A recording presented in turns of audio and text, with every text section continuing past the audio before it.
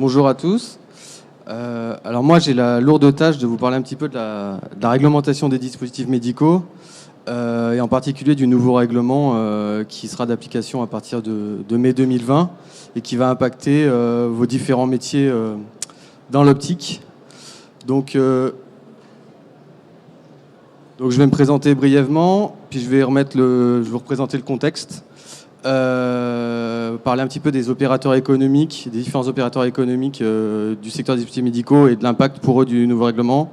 On parlera un petit peu brièvement de la classification, de l'évaluation clinique et on terminera par l'étiquetage qui sera impacté aussi sur les produits. Donc je représente deux sociétés aujourd'hui, donc MD101 qui est un réseau d'experts dédié aux dispositifs médicaux qui intervient dans toute la France et même à l'étranger jusqu'aux États-Unis. Donc c'est une trentaine d'experts aujourd'hui en France. Et donc moi j'ai ma société Neomed qui est un partenaire du réseau MD101. Et nous on intervient en conception, industrialisation et réglementation des dispositifs médicaux. Donc on intervient sur différentes phases, que ce soit le marquage CE, les rapports d'évaluation clinique, et même sur des phases plus techniques de prototypage ou de sourcing.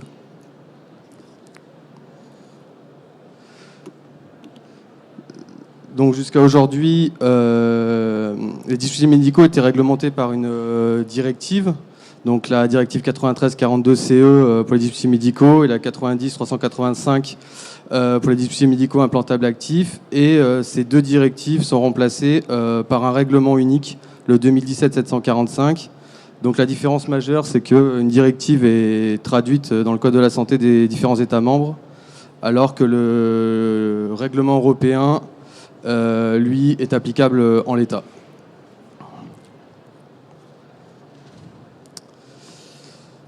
Donc on avait une directive qui était assez brève, 60 pages, 23 articles, 12 annexes. Maintenant on a un règlement de 175 pages, 123 articles, 17 annexes.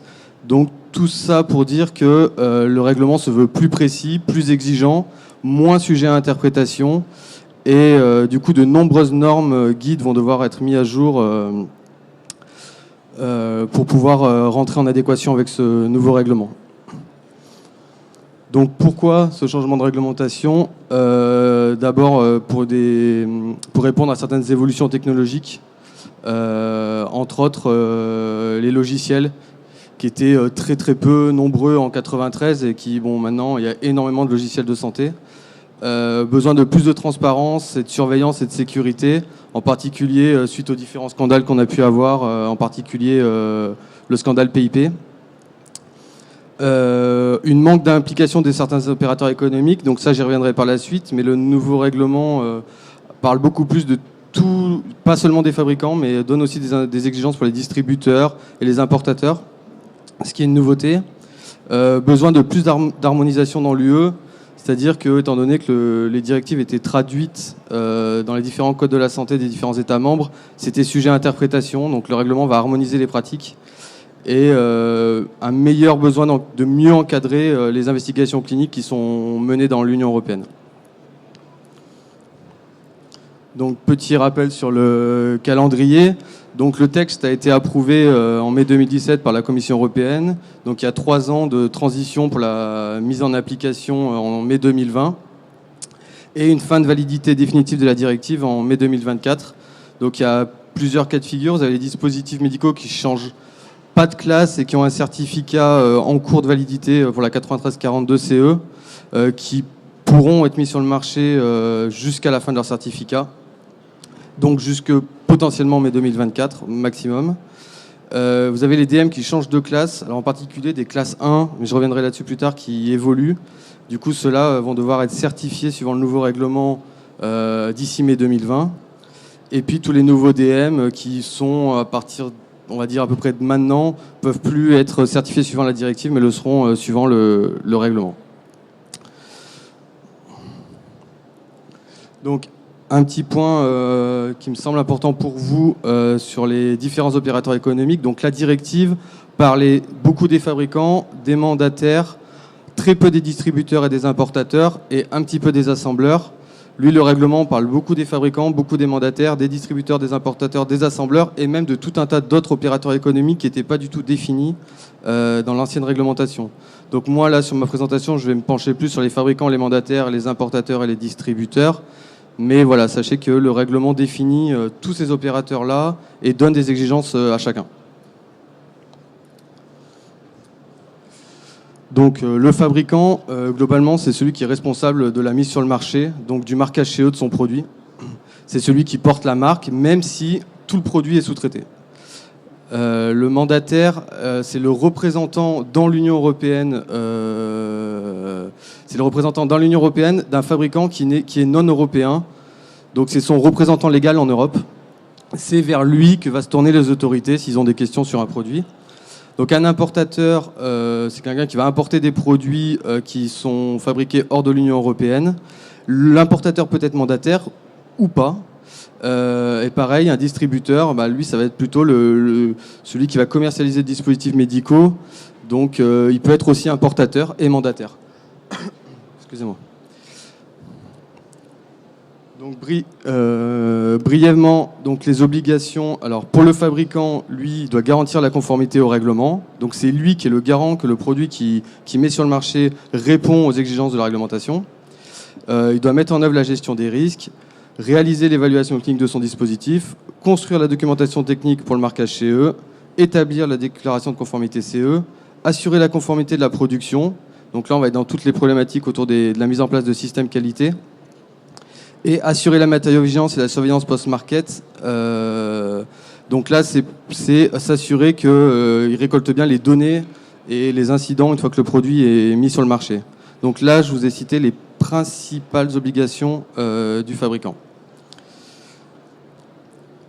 Donc une grosse nouveauté, par contre, dans le règlement comparativement à qu'on n'avait pas dans la directive, c'est l'obligation pour tous les fabricants d'avoir une personne chargée de veiller au respect de la réglementation. Donc ces missions sont clairement définies dans le règlement. C'est quelqu'un qui doit garantir la conformité des produits, établir et tenir à jour la documentation technique, garantir la post-market surveillance, collaborer avec les autorités réglementaires. Et cette personne doit avoir ou un diplôme adapté au domaine et un an d'expérience, ou 4 ans d'expérience dans les affaires réglementaires ou le management de la qualité des dispositifs médicaux. Donc ça, c'est une nouveauté importante, surtout pour les petits fabricants ou les petites structures. Alors, le règlement prévoit que ces personnes peuvent être des externes, des tiers, qui interviennent que ponctuellement dans l'entreprise. Donc voilà pour les fabricants. Alors les mandataires, pas de nouveauté, non, pas de grosse nouveauté. Hein. Le statut de mandataire existait déjà sous la directive. Donc le mandataire est désigné pour toute l'Union européenne par le fabricant, donc il peut être que unique pour une catégorie de produits. Vous ne pouvez pas avoir plusieurs mandataires pour un même produit en Europe. Donc c'est un petit peu le point d'entrée pour les autorités en cas de souci ou s'ils ont des questions sur un dispositif en Europe. Et la seule nouveauté, c'est que le mandataire devra s'occuper des enregistrements EUDAMED, mais je reviendrai sur EUDAMED un peu plus tard. Donc là, les importateurs, alors ça c'est une nouveauté par contre, les importateurs n'avaient aucune obligation dans l'ancienne directive, et maintenant les importateurs ont un certain nombre d'obligations, pour pouvoir mettre sur le marché des produits. Donc ils doivent vérifier que les dispositifs qu'ils importent sont bien marqués CE, qui sont bien conformes à la réglementation, en particulier en ce qui concerne l'étiquetage et la notice. Et ils doivent informer les fabricants des réclamations et des signalements qu'on leur rapporte. Donc ils doivent en gros bien faire remonter toutes les informations sur le produit aux fabricants d'origine. Ils doivent veiller que les conditions de stockage et de transport soient respectées.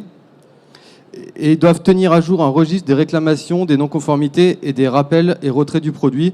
Donc vraiment, l'importateur doit jouer un rôle clé dans tout ce qui va être la post-market surveillance, ce qui n'était pas du tout le cas avant, où il n'avait strictement aucune obligation. Donc les fabricants vont devoir aussi contractualiser avec les importateurs pour s'assurer que les importateurs jouent bien leur rôle. Et on retrouve un petit peu la même chose chez les distributeurs qui ont à peu près le même type d'obligations et principalement tenir à jour un registre des réclamations et des non-conformités, des rappels et des retraits du produit. Et c'est aussi eux qui ils doivent toujours coopérer avec les autorités compétentes en cas de demande ou de besoin. Donc ça va, je pense, avoir un impact important dans vos métiers de l'optique où même voilà, tout point de distribution, on va devoir répondre à ces obligations-là.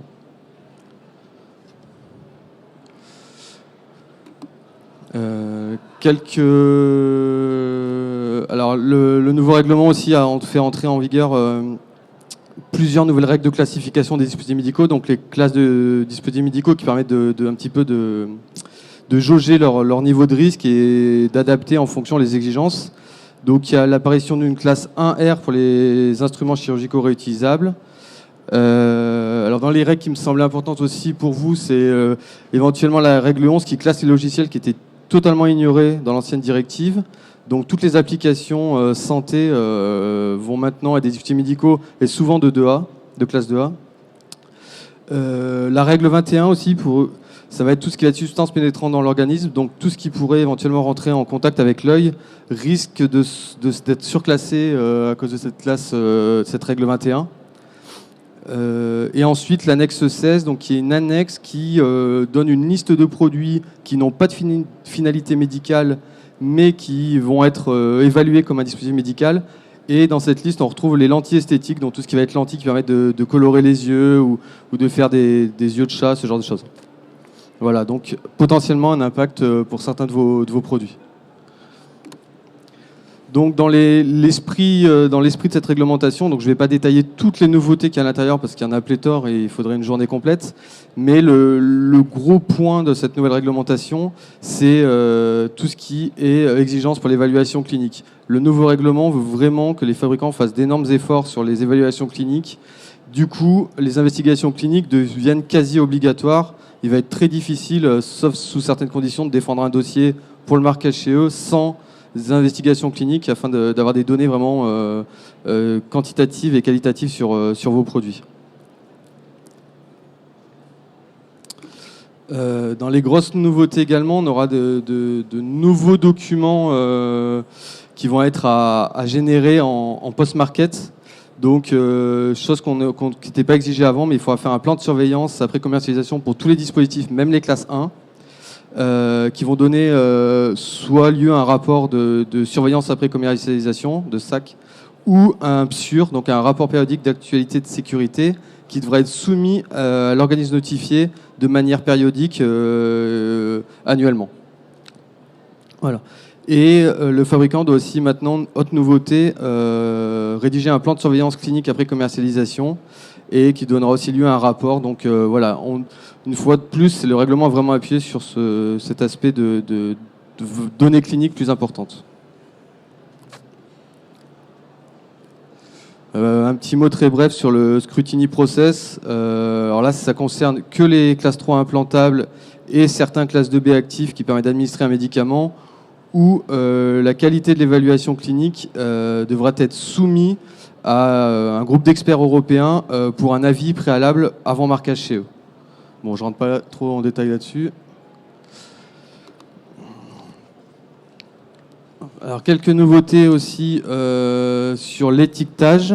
Donc, les étiquetages vont devoir être revus puisque le nouveau règlement impose de nouvelles mentions, dont le code UDI, j'en reparlerai juste après. La date de fabrication qui va maintenant devoir apparaître sur tous les dispositifs.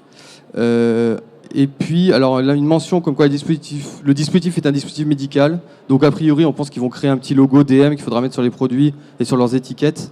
Et puis, une indication si les dispositifs médicaux ont été retraités ou recyclés.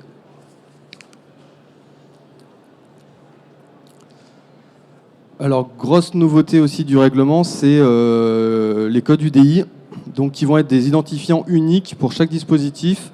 Donc tous les dispositifs et chaque référence aura un code UDI qui va permettre de l'identifier. L'intérêt de ces codes UDI, c'est de faire le lien avec la base de données EUDAMED que je vais présenter juste après. Donc le code UDI, bon, il va être en deux. Alors il peut être codé soit en code barre, soit en data matrix au choix. Et il doit pouvoir être lisible par l'homme. Donc il doit avoir et le code et, et sa lecture par l'œil humain. Donc ça va prendre de la place et ce code va devoir être mis sur les dispositifs. Donc il y a quand même le règlement prévoit un délai pour mettre en œuvre ces codes UDI en fonction de la classe. Donc pour les classes 1, c'est là où le délai est le plus long, donc c'est jusque mai 2025 pour mettre le code UDI sur les conditionnements et mai 2027 pour les faire apparaître sur les produits. Voilà, puis je vais terminer juste par un petit mot sur la base de données EUDAMED. Donc EUDAMED, ce sera une base de données européenne qui va regrouper un certain nombre d'informations sur les dispositifs médicaux. Donc tous les opérateurs économiques devront être enregistrés à l'intérieur, les organismes notifiés, les produits qui ont le marquage CE seront listés avec tout leur code UDI, un certain nombre d'informations techniques sur les produits, et puis toutes les investigations cliniques qui seront réalisées en Europe aussi seront notifiées dans cette base de données. Voilà. Donc en conclusion, je pense que les points importants à noter, c'est vraiment les nouvelles obligations pour les opérateurs économiques, et en particulier les distributeurs et les importateurs. De nouvelles règles de classification, donc important de vérifier si vos produits ne sont pas impactés par ces nouvelles règles. Les exigences qui sont renforcées sur l'évaluation clinique. Et puis, attention aussi à l'étiquetage et aux notices qui doivent être revues et qui vont très probablement devoir être complétées pour tous les produits. Voilà, je vous remercie.